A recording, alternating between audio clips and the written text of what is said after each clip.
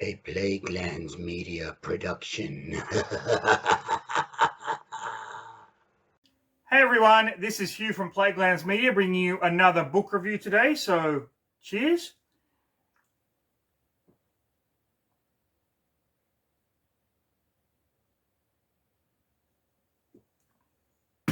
Oh, that is refreshing. Now, it is always great when I find new authors that I have never read before that are quite prolific. They have quite a long catalogue of novels they've written. And I pick up one of their books and I just absolutely love it. And that is the case with the novel I am reviewing today. This is Small Town Horror by Ronald Malfi. Now, I'd never heard of this author before. His books had flown completely under my radar, and this just happened to be a book that popped up for pre-order on Amazon. I saw the title, saw the cover, and went, you know what? I don't even care what this is about. I'm gonna pre-order it anyway. This book is everything that you would expect just from the title alone. Small Town Horror. That's it. That's what you're getting in this book. The cover is fantastic. The lighthouse, and it is also reflected on the back of the cover there as well. Of the dust jacket, I should say. Now, this book is about the narrator.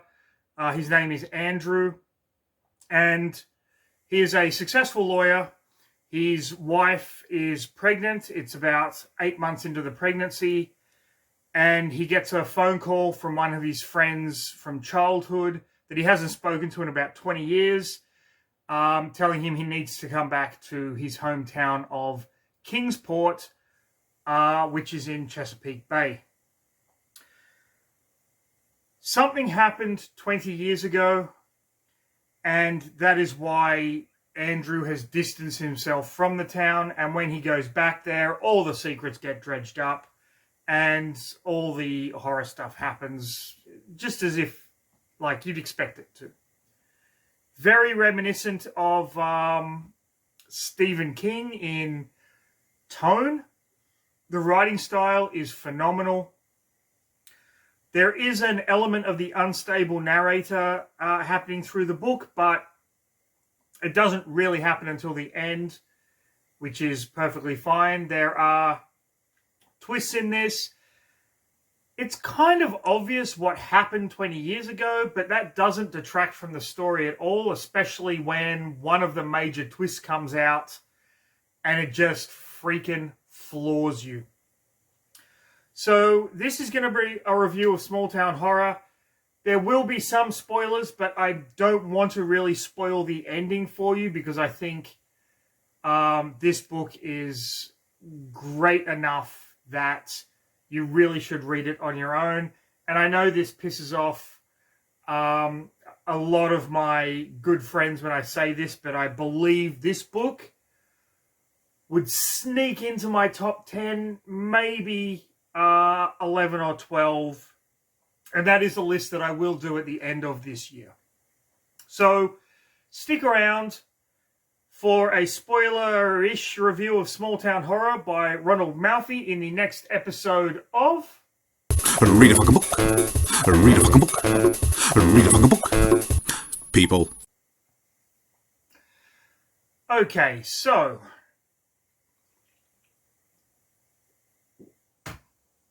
the meat of this book is the narrator, Andrew, coming back to his hometown.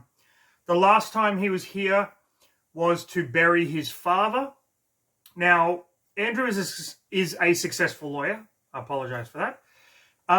And his father was as well, but his father decided to kind of practice small town law and just help the people of the community of Kingsport. His mother died when he was very, very young.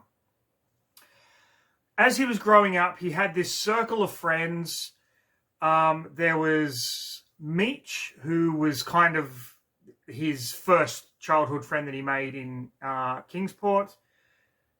Dale, Eric, whose father was an abusive cop, and Eric always swore that he would never become a police officer, and Tig, whose full name is Antigone, but they just call her Tig, who is the only girl of this group of friends. So 20 years have passed since whatever happened, and we find out that Eric is a cop, Tig is running her parents' restaurant, or bar, restaurant. Dale is a successful kind of real estate mogul, and Meech is just a complete drug-addled fucker.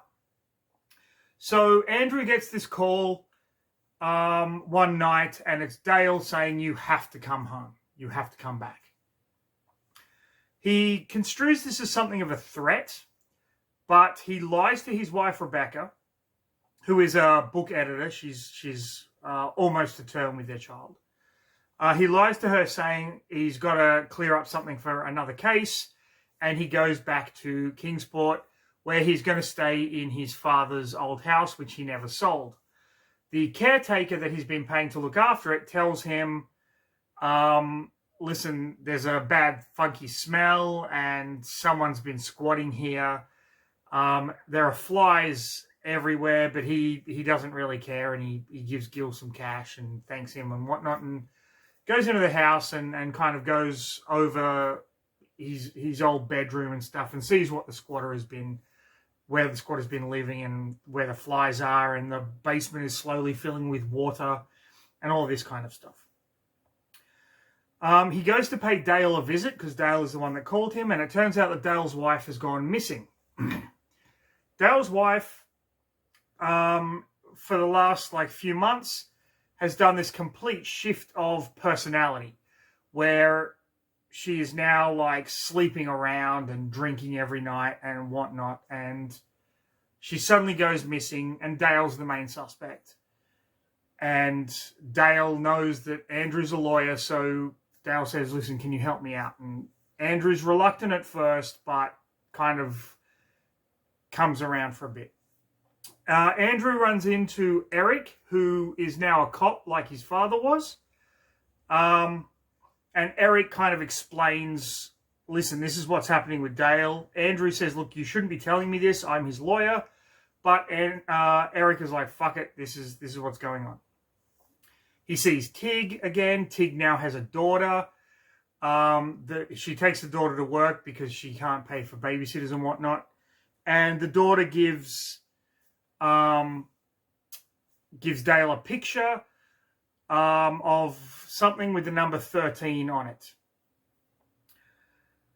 It turns out that Meech is the one that has been squatting in Andrew's family home. And he's kind of fucked up and drug-addled, but he keeps talking about this ghost or this specter, this shadow that he keeps seeing. And so now we have all of these friends back together, and we get a little bit of their childhood history when Andrew first met Meech, and Andrew and T were kind of a couple, but not a couple back in the day. And all of these things start to happen around them. And things like Eric sees visions. Tig's daughter goes missing. Dale confesses to killing his wife. And it's at this point that we get what actually happened 20 years ago.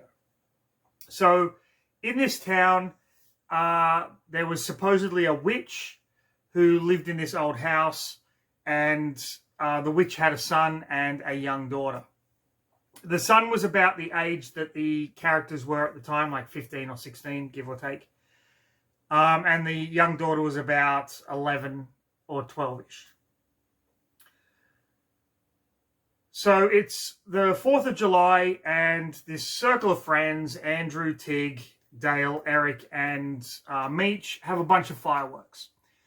And they drive past, before they go to pick up Tig, they drive past the witch's house, and they're like, oh, this would be really funny. And they set off fireworks towards the house, which sets a small fire on the lawn, and then they all laugh and they drive off. They pick up Tig and they go to this point, this kind of cliffside place. And as they're drinking and laughing and smoking a bit of pot and doing whatever, the sun comes up and he's like, I know what you did. I saw your truck. You set fire to the lawn. We put it out, but you've got to, stop doing that. And Dale and Meech, get a bit belligerent. And they kind of come back at him, and then Dale decides, let's shoot some fireworks off in his direction. So they shoot some over his head, and they're laughing and giggling and, carrying on. And this kid's not having any of it. And then Dale fires a firework down at his foot. It ricochets off the ground and shoots up and hits him right in the face. So it basically blows up in his face, and he staggers back and falls off the cliff. And he's laying down there, and they're all freaking out. And Tig goes and looks over the cliff, and she thinks he's still alive. And she's like, we've got to help him. And they're like, no, we've got to get the fuck out of here. So they fuck off, and they all make a pact. We're not going to talk about this. And the body is found like a week later. And it turns out that he didn't die from the firework in the face. He actually died from drowning because he was still alive when he landed on the rocks below. So they all freak out. They're all trying to kind of work out what to do. They're not talking to each other at this point. And Andrew's father, the lawyer, gets a visit from this kid's mother, the apparent witch, and Andrew is kind of listening in on this, and this idea starts that they have all been cursed now, that she knows what they did and that they have been cursed. So they stop talking to each other all through the rest of high school. They just avoid one another, and eventually Andrew leaves, goes to law school, becomes a lawyer and whatnot. And now that he's back, this curse has kind of come back up again. And it kind of goes on to the point where Eric, as the cop, has been the one that's trying to calm everything down, because he knows that Dale told his wife what they did, even though they made a pact not to. And they do start dying. Meech is the first to die. And it just kind of ramps up at the end. But there is a twist to the whole thing involving Andrew and Eric at the end of the story, which I'm not going to give away, because it really is one of those, if you don't know it, you can interpret it for yourself kind of moments. But the biggest fucking twist, the one that made me go, what the fuck? We find out that after this kid's death, Andrew felt so guilty that he would often walk past the house. And as he walked past the house, he would see this little girl sitting in the front yard reading a book. And eventually, after maybe the fifth or sixth time he walked past the house, he said hello to her, and they started talking.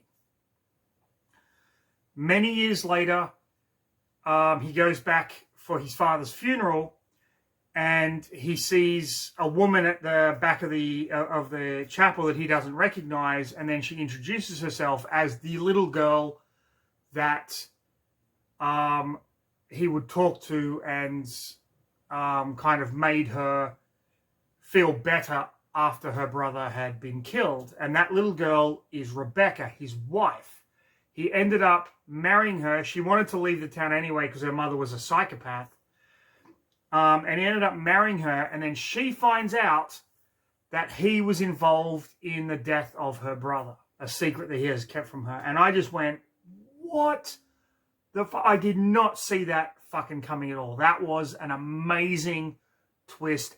Absolutely loved it. Everything resolves itself, but classic horror novel style, not as you would expect, but I'm not going to give you the ending here because it is so much worth your time just to read this book.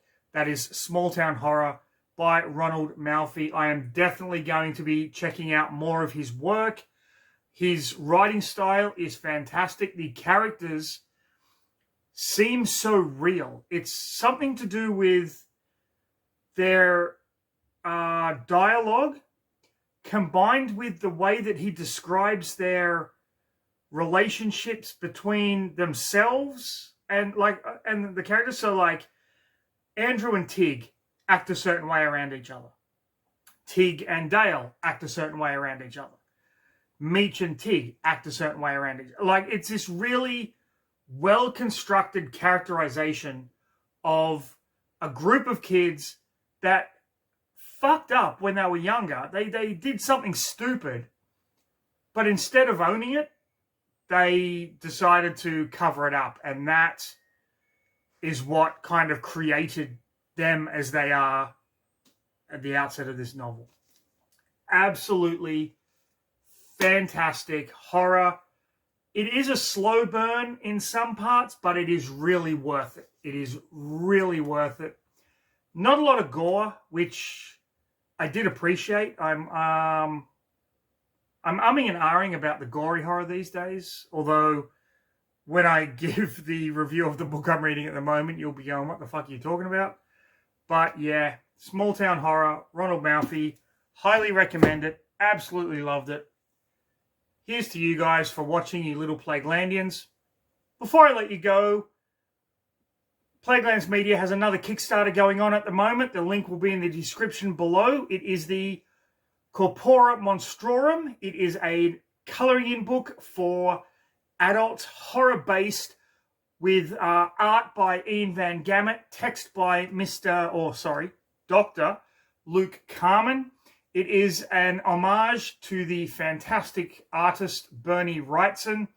You can go there, you can back it. It is an absolutely fantastic project. So please go there, follow it, back it, share it with your friends, do all of that good stuff. You've got a lot of time left before the Kickstarter ends. With that said, we are going to end it here for this episode of Read a Fucking Book, people. So, have a fantastic rest of your day. Stay safe. But most importantly, like I literally just said, read a fucking book, people.